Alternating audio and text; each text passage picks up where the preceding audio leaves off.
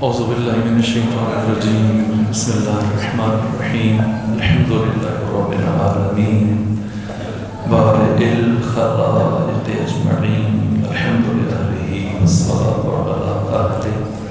الصلاة والسلام على سيد الأنبياء والمرسلين العبد المؤيد الرسول المسدد المصطفى الأمجد الحبيب الأحمد النبي الأمي المكي المدني السراج المنير الكوكب الدري صاحب الوقار والسكينة المدفون بأرض المدينة سيدنا نبينا شفيع ذنوبنا وطبيب قلوبنا وحبيب نفوسنا ومولانا أبي القاسم محمد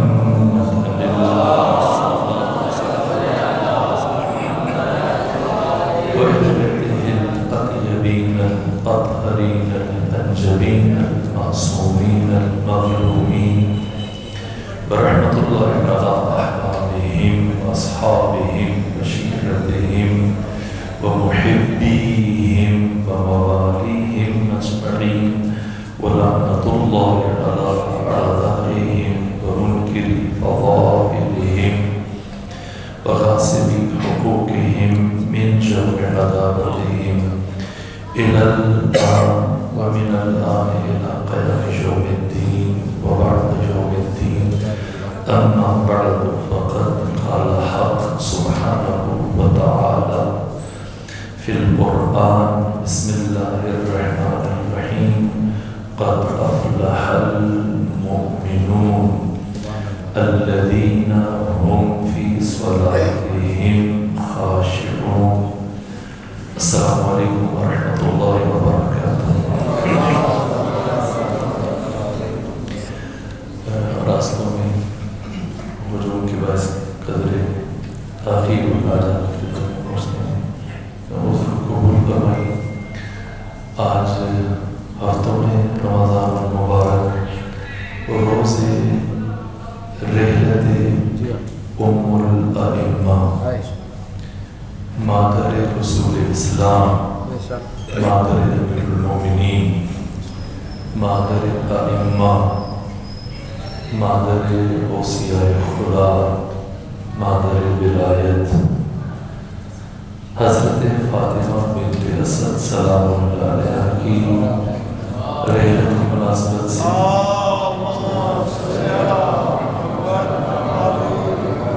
بہتر گرامی اسلام مولا متقیان ائمہ کی بارگاہ میں تعزیت پیش کرتا ہوں. میں نے مادر پیغمبر گرامی اسلام اس لیے جملہ کیا کہ پیغمبر نے ساری زندگی آپ کو ماں کے بلایا. آپ کی رحلت کے بعد بھی جیسا استیعاب میں بھی ہے، اس کے علاوہ المعارف میں ابن قتیبہ نے تحریر کیا، اس کے علاوہ طبقات ابن سعد میں تمام روایات میں پیغمبر نے زندگی بھر کبھی چچی نہیں کہا، ماں کی بولا ہے. آپ کی عظمت اور آپ کی شخصیت کی کچھ پہلو عرض کریں گے، لیکن پچھلی گفتگو کو تھوڑا سا اور آگے بڑھائیں اور پھر گفتگو کے باقی آدھے حصے میں بی بی کی شخصیت اور عظمت سے متعلق چند کلمات عرض کرنے کی کوشش کریں. ایک سلام دیجیے.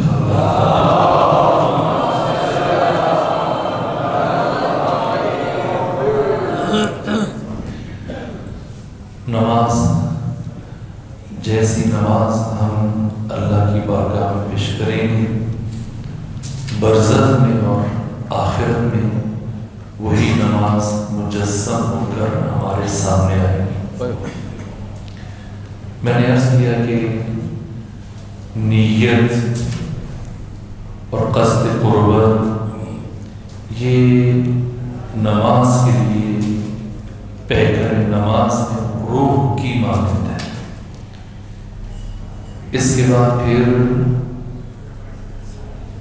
ارکان نماز جن کی تعداد 5 ہے، یہ اعضائے رئیسہ کی مانند ہے.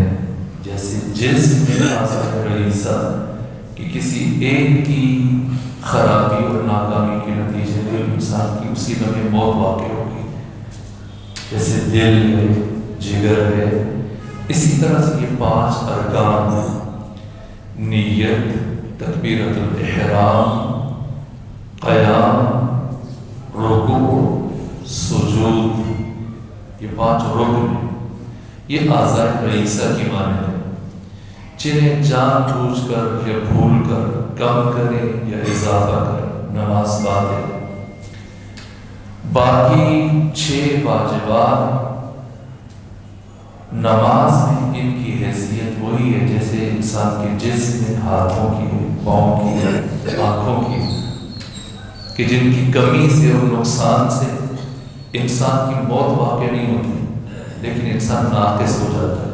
بغیر ہاتھ کے، بغیر آنکھ کے، بغیر پاؤں کے، ایسا انسان یہ ناقص انسان ہے. تو اگر کوئی نماز بھول کے بھی اگر اس میں سے واجب رہ جائے تو یہ نماز بہرحال ناقص ہے.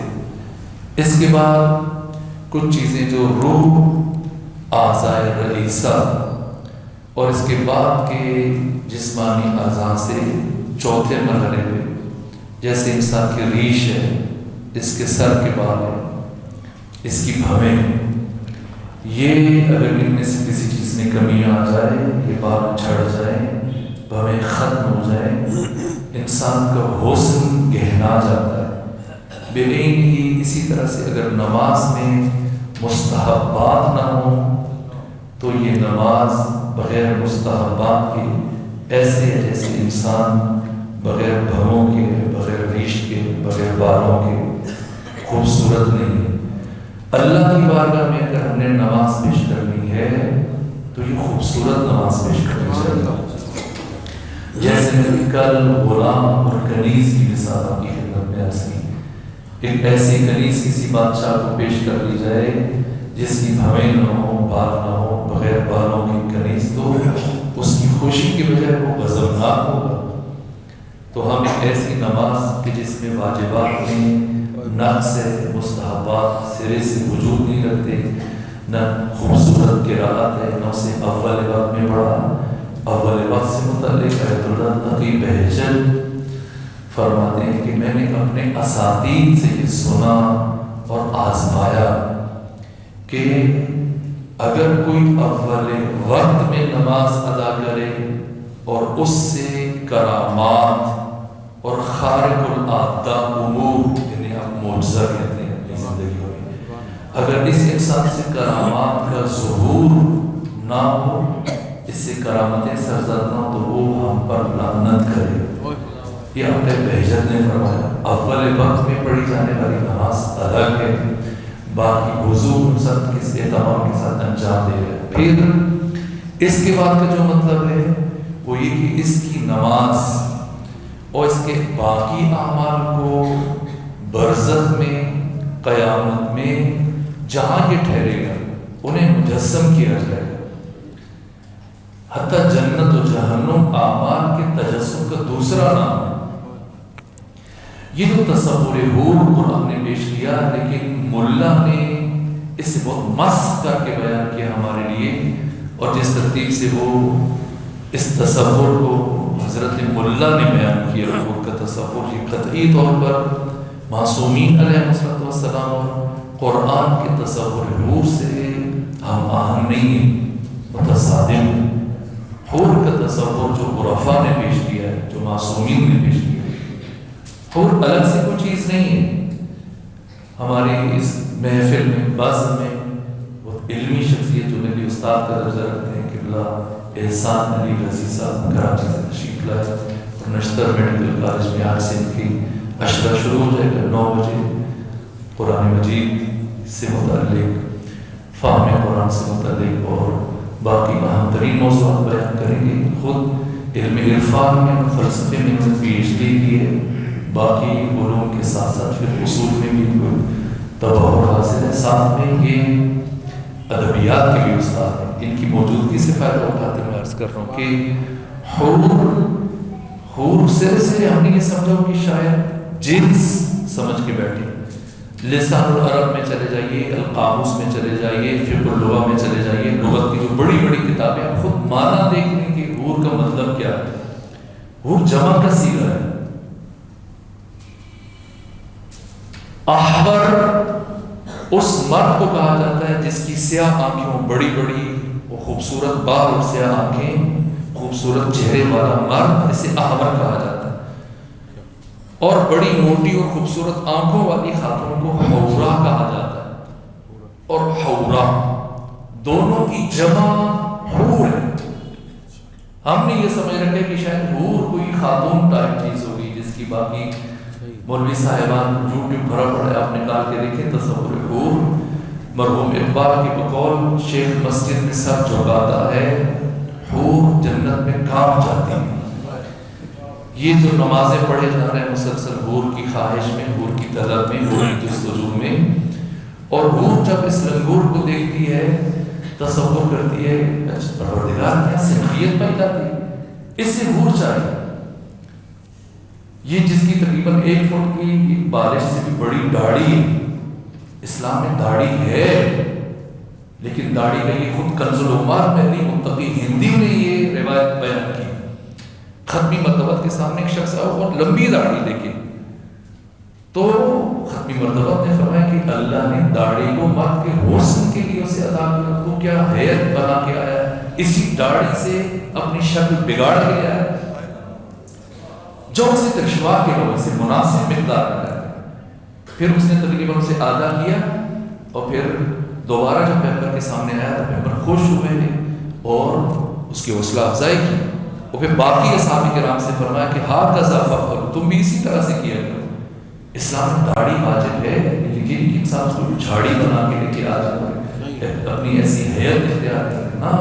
اللہ جمیل یحب الجمال، اللہ خوبصورت ہے اور خوبصورتی کو پسند کرتا ہے اور چاہتا ہے کہ اپنی نعمت کا اثر اپنے بندے میں دیکھے. یہ فرق جو ظاہری طور پہ بھی خشن ہے، باطنی طور پہ بھی خشن ہے. ابھی جو سرحد کے سوات میں جو حادثہ پیش آیا آپ نے دیکھا، ایک ملا کی سرپرستی میں ہوا جس نے لوگوں کو برانگیختہ کیا اور مومنین کو ان کے گھروں سے نکال کر انہیں زدوکوب کیا گیا، اتنا مارا گیا کہ وہ جہاں ملا میں. یہ تصور دین کی خشونت. اللہ لطیف ہے، اپنے بندوں کو لطیف دیکھنا چاہتا ہے، رؤوف دیکھنا چاہتا ہے، کریم دیکھنا چاہتا ہے، مہربان دیکھنا چاہتا ہے. یہ شدت پسندی، یہ جنون، یہ سختی، یہ وحشت، یہ ظلم اور بربریت، یہ پیغمبر اسلام کی دین میں چیزوں کو گنجائش نہیں ہے. کہ ملا کریم ہے جو ظاہراً بھی کریم المنظر ہے، باطناً بھی کریم المنظر ہے، اور اس کراہت کو منتقل کرتا ہے دوسروں میں، عامت الناس میں منتقل کرتا ہے، انہیں ترغیب دیتا ہے. اور عوض میں وہ جنت کا وعد و وعید اور حور کا وعد و وعید اس حد تک تیار کرتا ہے. اس کو شہید مطہری نے مقدمہ پر جہانبینی اسلامی بیان کیا کہ ایک علمی جہان بینی ہے، سائنسی جہان بینی ہے، اور ایک دینی جہان بینی ہے، ایک فلسفی جہان بینی ہے. سب سے قوی تر چیز وہ شیخ مطہری نے بیان کی کہ دینی جہان بینی ہے. یہ دین خواہ جس شکل میں بھی ہو اپنے اندر بہت زیادہ قوت رکھتا ہے. شہریار یہ شاگرد تھا، آج سے 1000 سال پہلے جناب ارسطا تابعی جناب شیخ الرئیس ابو علی سینا، ایسی شخصیت کی جن کا کوئی استاد نہیں تھا. ابو علی سینا معقولات میں، منقولات میں، ریاضی میں، ہندسہ میں، جیومیٹری میں، طب میں، فلسفے میں ان کی کتابیں آج بھی پڑھی جاتی ہیں، پڑھائی جاتی ہیں. اشعارات ہے، باقی ان کی دیگر کتابیں. ان کا ایک شاگرد ان کا فریفتہ تھا، اس کا نام شہریار تھا. شہریار نے کہا ابو علی سینا اگر آپ نبوت کا دعویٰ کریں تو سب سے پہلے میں آپ پر ایمان لے لوں. ان کا نام ایسا نہیں ہو سکتا، ممکن نہیں، تو ایسا نہیں کرے گا. یہاں پر تفصیلی بات کی شیخ مرتضیٰ مطہری نے. پھر دینی جہان بینی کی قوت کو ثابت کرنے کے لیے کہا کہ سردیوں کی ٹھنڈی رات میں ابو علی سینا سو رہے تھے اور نصف شب یا ہنگام سحر اپنے شاگرد شہریار سے کہا جاؤ پانی لے کے آ جاؤ. اب اس وقت جب وہ نیند اکھڑی تو ٹھنڈ ہے، لحاف میں سردی کی شدت ہے، اور وہ وقت بھی ایسا کہ جب نیند کا گہراپا بہت زیادہ بڑھ جاتا ہے تو کہا اچھا میں لے جاتا ہوں، یہ کہہ کہ پھر اٹھنے کا ارادہ کر رہے تھے، پھر اسی بیچ میں جیسے بچوں کو ساری کے لیے آج کل اٹھائے اور پھر دوبارہ سے آپ کو اٹھانا پڑتا ہے، کبھی 3 مرتبہ 4تھی مرتبہ اوپر سے لحاظ اتار کے ذرا سختی سے کہتے ہیں اٹھو ٹائم کم رہ گیا ہے، اسی ترتیب سے ان کی آنکھ لگی اور پھر تھوڑی دیر کے بعد پھر بولی سینہ نکلا کہ شہریار پیاس لگی پانی کا اچھا استاد لے کے آتا، اور پھر کرتے کراتے پھر آنکھ لگ گئی، یہاں تک کہ تیسری مرتبہ پھر پانی مانگا کہ استاد لاتا ہوں، اب دل میں سوچ رہے کہ اتنی ٹھنڈی رات میں پیاس لگی تو چلی گرمی میں انسان کو پیاس لگتی، یہاں تک کہ ابھی وہ سوچ رہے تھے اٹھوں، کسی اسنا میں اطراف کی مسجدوں سے آذان کی آوازیں بلند ہوں، تو شیخ الرئیس بولی سنگھ نے کہا کہ شہریار اپنے سوال کا جواب سن، تیسری مرتبہ تمہیں کہہ چکا ہوں، تو ان سے کہہ رہا تھا کہ میں نبوت کا دعویٰ کرتا ہوں، تو سب سے پہلے ایمان لے کے آئے گا نہ فلسفی جہان بینی میں اتنی قوت نہیں ہے کہ انسان کو برانگیختہ کر سکے، وادار کر سکے، اسے عمل پہ ابھار سکے، یہ دینی جہان بینی میں قوت رکھی گئی ہے، اتنی قوت ہے کہ ایک شخص کو جب کہ تو مجھے ایک حجرے سے اٹھ کے پانی دینے کے لیے آمادہ نہیں ہو رہا، وہ اٹھ کر ٹھنڈے پانوں سے وضو کر کے اپنے گھروں کو لحاظ کو چھوڑ کر مسجد میں پہنچ کے اپنی آواز بلند کرنے آزاد ہونے، یہ دینی جہان بینی میں قوت ہے، اور ملا اسی جہان بینی کا فائدہ اٹھا رہا ہے اور اس کا منفی استعمال کر رہا ہے۔ بقول ایک عالم کہ داڑھی اسلام میں ہے، اسلام داڑھی میں نہیں ہے کہ اول و آخر انسان داڑھی کو قرار دیتے، مثلا کسی نے یہ بھی کسی سے سوال کیا کہ بھائی اقبال کو علامہ کیوں کہتے ہیں، ان کی تو داڑھی نہیں نا، علی شریعتی نے کہا کہ جو اسلام داڑھی سے شروع ہوتا ہے ضروری نہیں کہ یہ عقل تک پہنچے، لیکن جو اسلام عقل سے شروع ہوتا ہے، کھوپڑی سے شروع ہوتا ہے، کبھی نہ کبھی داڑھی تک پہنچ جاتا ہے۔ یہ تصور دین، یہ ملا کا دیا ہوا، جس طرح سے باقی چیزوں میں مثلا براق کا بھی آپ تصور دیکھیں جو معراج میں جہاں جبرائیل نہیں جا پا رہے، آپ اگر آپ کے پنجاب میں رہتے ہیں آپ ٹرکوں کے پیچھے دیکھا ہوگا، اس کا سر خاتون کا ہے، پیچھے دھڑ گھوڑے کا ہے، ساتھ میں پر بھی لگے ہوئے، یہ براق ہے جس پہ ختمی مرتبہ تشریف لے کے گئے، سبحان اللہ۔ اسی طرح سے عرش کا تصور، کرسی کا تصور، لوح کا تصور، قلم کا تصور، یہ سارے مقامات ہیں، اور ان سے متعلق جو ملا نے تصور کیا، انہی میں سے از جملہ ایک حور ہے۔ حور کا وہ تصور نہیں ہے جس طرح سے ایک معروف شخصیت ہے، وہ تب پنجاب یونیورسٹی میں وہ سارے اساتید بیٹھے ہوتے تھے، پروفیسر بیٹھے ہوتے پنجاب یونیورسٹی کے، اساتید تھے، وائس چانسلر موجود تھے، ان کی موجودگی میں وہ آدھا گھنٹہ انہوں نے حور کا نقشہ کھینچا، وہاں پہ داؤد، جناب داؤد کا نغمہ، اور پھر خدا خود آخر میں وہ یہاں کی موسیقی چھوڑ دو اور پھر جنت میں کیسی موسیقی ملے گی، تا جناب داؤد موسیقی، آپ سرچ کر دیجیے۔ اس کے بعد پھر پیغمبر اسلام وہ بھی نغمہ آخر میں خود اللہ سنائے گا اور وہ جھوم جائے گا۔ یہ تصور نہیں، ایسی حور کا تصور، ایسے بال ہوں گے، ایسے گیسو ہوں گے، اسی تقریر میں جو آپ سرچ کریں پنجاب یونیورسٹی میں، مولانا صاحب بہت معروف شخصیت اور میں ان کا احترام بھی کرتا ہوں، لیکن جو چیزیں جس طرح سے بیان کی جاتی ہیں نا، مولانا متقیان فرماتے ہیں کچھ انسانوں کی عقل ان کی آنکھوں میں ہے، کچھ انسانوں کی آنکھیں ان کی عقل میں، کچھ ایسے افراد ہیں کہ جو معقولات کو بھی حصی ان آنکھوں سے دیکھنے کی کوشش کرتے ہیں، ٹھوکر کھا کے گریں گے، لیکن کچھ اتنے دقیق ہیں کہ وہ محسوسات کو بھی عقل کی نگاہ سے دیکھتے ہیں۔ حور قرآن مجید کیا تمثیلات ہیں، قرآن کی اپنی ایک الگ زبان ہے۔ اب مثلا جو بچے اور جوان بیٹھے ہیں، میں تو کمپیوٹر نہیں جانتا، لیکن یہ کمپیوٹر، اس میں یہ سافٹ ویئر ہے، یہ ہارڈ ویئر ہے، یہ اس کا کی بورڈ ہے، یہ اس کا ماؤس ہے۔ اب مجھ جیسے اناڑی سے اگر میں باہر جاؤں، بچہ یا بیٹا یا بھائی کہے کہ آپ واپسی پہ میرے لیے ماؤس لیتے آئیے گا، اور میں چوہا پکڑنے میں لگ جاؤں نہ، اس عالم کے حقائق کو اس دنیا کی زبان میں اگر بیان کیا گیا تو یہ نہیں کہ ہم انہی لفظوں کے ساتھ جن کے ساتھ مانوس ہیں وہی معنی دینا شروع کر دیں۔ اسے ماؤس مطلوب ہے جس سے وہ کمپیوٹر کو چلاتا ہے، اور میں چوہا پکڑ کے لے کے آ جاؤں یہ لوگ نہ، کسی خاص علم میں جا کر اس لفظ کا مفہوم بدل جاتا ہے۔ اسی طرح سے اگر قرآن نے کلمہ حور استعمال کیا تو کیا مراد؟ شکم مادر میں جب انسان ہے، اس کی غذا الگ ہے۔ مرحوم ملا صدرہ نے فرمایا جب انسان بطن مادر میں ہوتا ہے، اس سے کہا جائے کہ باہر تشریف لے، ایک دنیا ہے، ایک کائنات ہے، ایک لامتناہی جہان ہے، زمین، آسمان، کہکشائیں، فضا، چرند پرند، ہوائیں، تو وہ کہے گا نہیں میں یہاں خوش ہوں، چونکہ اس فضا سے مانوس ہے۔ لیکن جب باہر آتا ہے تو تب آ کے دیکھتا ہے کہ عجب یہ کس قدر وسیع و عریض کائنات ہے، اس کا اور ماں کی شکل کا باہم کوئی تقابل نہیں بنتا۔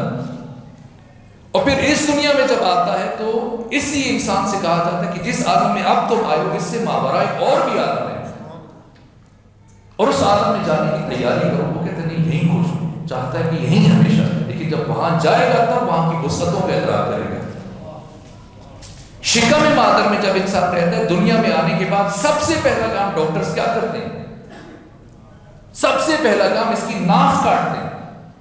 اگر یہی ناف اس کی ماں کی شکم میں کسی طرح سے متاثر ہونے کٹ جائے، اس کی موت ہو جائے گی، چونکہ وہاں پر اسی ناف کے ذریعے سے اس کو رزق پہنچ رہا ہے۔ لیکن اگر دنیا میں آنے کے بعد یہ ناف نہ کاٹی جائے تو یہ اس کی زندگی کا آخری دن ہوگا۔ تو شکم مادر میں ہماری خوراک کیا تھی؟ وہی خوراک تھی جس کی وجہ سے خاتون مہینے کے بہت سارے دن نماز نہیں پڑھ سکتی ہے، اور ماہ رمضان کے بہت سارے دن ایک خاتون روزہ نہیں رکھ سکتی ہے۔ وہ چیز خوراک تھی شکم مادر میں تمام انسانوں کی۔ یہ خوراک جو شکم مادر میں تھی، بطن مادر میں، اگر اسی دنیا میں لا کے ہمیں پھر سے دوبارہ وہ خوراک پیش کی جائے، اب دی جائے، کیا پسند کریں گے؟ کراہت کریں گے؟ ہرگز نہ پسند کریں گے، بھوکے رہ جائیں گے، مر جائیں گے کہ نہیں ہمیں نہیں چاہیے۔ بے ہی وہ شہوات اور وہ خواہشات جن میں انسان مبتلا ہے، جو چیزیں اسے اس عالم میں اچھی لگ رہی ہیں، اس عالم ناسوت میں، اس عالم ملک میں،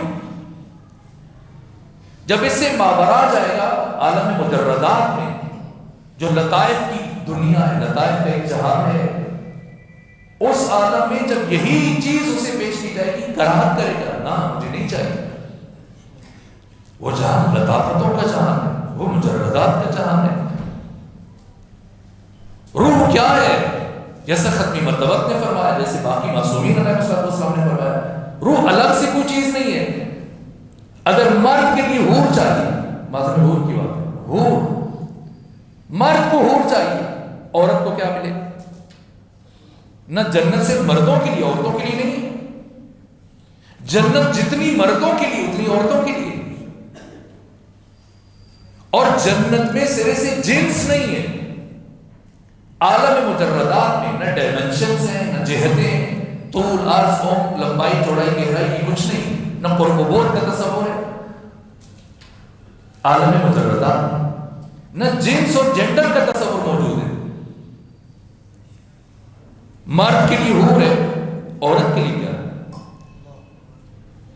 اگر یہی تصور ہے جو مانا ہمیں ملا نے دیا، حور سے بھی وہی کچھ مصرف ہوگا جو ہم یا اس دنیا میں باقی خاتون سے توقعات رکھتا ہے، تو پھر تولید نسل کی ہوگی، یعنی جنت میں پھر نسل چلے گی، پھر وہ بھی بڑے ہوں گے، پھر وہ حساب و کتاب کے بغیر اسکول جنت کو ارث میں مل جائے گا۔ نہ، ایسا نہیں ہے۔ حور انسان کا حسن عمل ہے، اور جس انسان کا عمل جتنا لطیف ہوگا، کیوں اللہ کو اچھی نماز مطلوب ہے، اول وقت میں پڑھی جائے، تحمل سے پڑھی جائے، سکینہ و وقار سے پڑھی جائے، ذکر، قرآت، مستحبات کے ساتھ، اس لیے کہ جیسی نماز یہ اللہ کی بارگاہ میں پیش کر رہے ہیں، کل کو یہی نماز اسے لوٹائی جائے گی قبر میں۔ یہ روایات میں نے کئی کتابوں میں دیکھی، قبر میں سب سے پہلے جس شے کو لایا جائے گا وہ انسان کی نماز کے تجسم کو پیش کیا جائے گا، اور اگر انسان نے زندگی میں خوبصورت نماز ادا کی ہو تو قبر میں اور برزخ میں، البتہ قبر سے مراد یہ قبر، یہ گڑھا مراد نہ لیا جائے، اسے لحد کہتے ہیں، جس لحد میں جاتا ہے اور روح قبر میں جاتی ہے. قبر میں جب وہ دیکھے گے خوبصورت ترین مخلوق کو تو سوال کرے گا فرشتوں سے یہ کیا ہے کہ وہ تمہاری نماز ہے. حور انسانی اعمال کا تجسم ہے. جتنا بشر کا عمل اس دنیا میں لطیف ہوگا، جتنا اس میں خلوص ہوگا، جتنی اس میں گہرائی ہوگی، جتنی اس میں معرفت ہوگی، جتنی اس میں دقت ہوگی، جتنی اس میں توجہ اور انہمام ہوگا، جتنی اس میں قربت ہوگی، جس سارے عناصر جس اوج عروج معراج اور رفعت و بلندی میں اس کے عمل میں موجود ہوں گے تو اس عمل کو قیامت کے دن مجسم کر کے اس کا سہیم اور شریک اور اس کا مصاحب اور اس کا ساتھی قرار دیا جائے گا. اسی کا نام حور ہے. اور یہ بہت خوبصورت تصور ہے.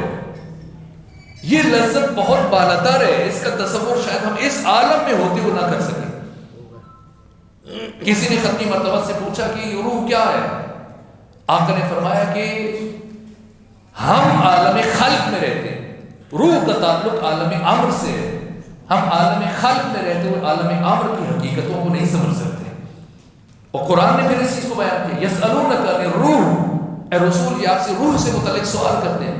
قل الروح من امر ربی.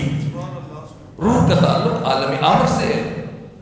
جہاں مساحت نہیں ہے، طول عرض عمر، جہاں جہاد نہیں ہے، جہاں ڈائمنشنز نہیں ہے، جہاں قرب و بعد کا تصور نہیں ہے. سیدہ زہرا سلام اللہ علیہ کے تعارف میں ختمی مرتبہ نے کیا فرمایا؟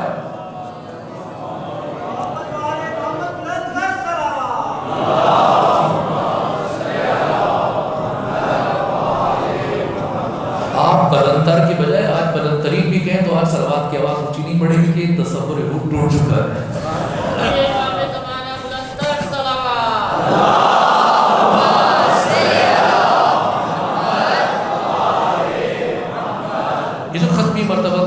سیدہ کے تعارف میں یہ حدیث تقریباً شیخ عباس قمی نے لکھی الفاطمہ من المہد الی اللہ، اور سید حیدر بوئیت نے، باقی بڑی بڑی شخصیات نے، علامہ مجلسی نے بہار میں سب ذکر کیے ہیں، باقی کتب میں موجود ہے.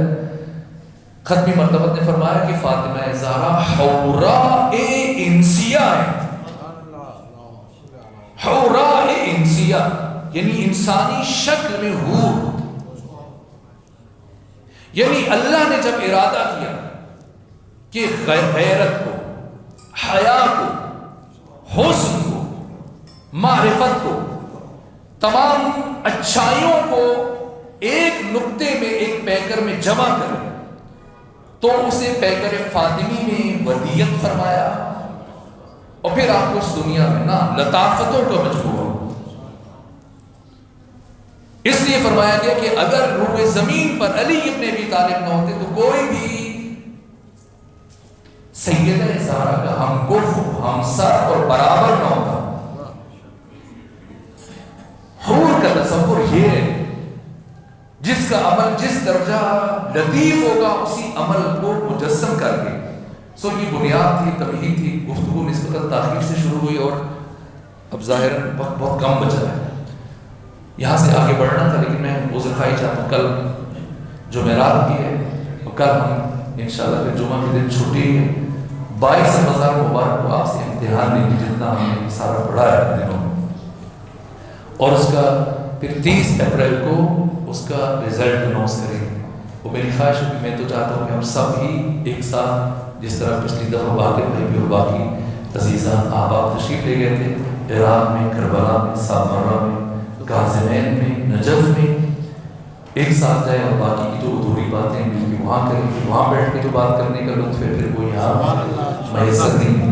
تو انشاءاللہ جمعہ کے 2 جمعے میں تعطیل ہوگی اور پھر 22 کو امتحان ہوگا اسی مقام پر. یہی افطار کی دورانی امتحان لے گی اور پھر عید کے بعد 30 اپریل کو انشاءاللہ العزیز آپ کا نتیجہ اعلان کر دیں گے. یہ فاطمہ بنت محمد صلی اللہ علیہ وآلہ وسلم ہے. میں وقت نہیں بچا، 2 جملے عرض کروں. جناب فاطمہ بنت اسد سے متعلق کیا شخصیت ہے، کیا عظیم خاتون. جس طرح سے ابن قتیبہ نے المعارف میں، اپنی کتاب المعارف میں تحریر کی کہ پہلی مرتبہ جو ہاشمی نسل چلی ہے، باپ بھی ہاشمی ہو ماں بھی ہاشمی ہو، تو یہ حضرت ابو طالب عمران اور آپ کی زوجہ جناب فاطمہ بنت اسد سے چلی ہے۔ جناب فاطمہ بنت اسد پوتی ہیں حضرت ہاشم اور 13 رجب کو گھر سے چلی خانہ کعبہ کی۔ یہ عجیب بات ہے، شاہ عبد الحق محدث دہلوی نے بڑی بڑی شخصیات نے لکھا کہ اجماع ہے تواتر کی حد تک کہ امیر المومنین کی ولادت خانہ کعبہ میں، جوف کعبہ میں، گھر سے جا رہی جائے تو پھر کلیم بردار شوہر نے جناب ابو طالب عمران سے کہ مجھے چابی دے دیجیے تاکہ میں خانہ کعبہ جاؤں، نہ چابی لے کے نہیں جا رہی، چل پڑی اور جا کر خانہ کعبہ کی دیوار کے ساتھ اپنے وجود کو مس دیا اور دیوار پھٹی۔ دیوار کا پھٹنا اور آپ کا پیچھے ہٹنے کی بجائے اندر داخل ہو جانا، یہ خود اعلان ہے کہ خود سے نہیں آئی، کسی نے بلایا۔ اس کا مطلب کتنا لطیف قلب ہے جناب فاطمہ بنت اسد کا، جس پر پروردگار براہ راست الہام کر رہا ہے، بلا رہا ہے۔ اور دیوار پھٹنا، ابھی دیکھیں آپ میں جوان ہیں، شجاع افراد ہیں، بہادر ہیں، اگر اچانک سے ذرا دیوار میں بڑا سی دراڑ بھی پڑ جائے تو پیچھے ہٹ جائے گی، باقی بتائیں گے ذرا ہٹ جائے گی، گرنے والا۔ دیوار پھٹے اور ایک خاتون پیچھے ہٹنے کے بجائے اندر چلی جائے، بتا رہی اپنے عمل سے کہ میرا نام فاطمہ ہے اور بیٹے کا نام علی ہے، لقب اس کا اسد ہے، اسد کی ماں ہو اور اسد کی بیٹی۔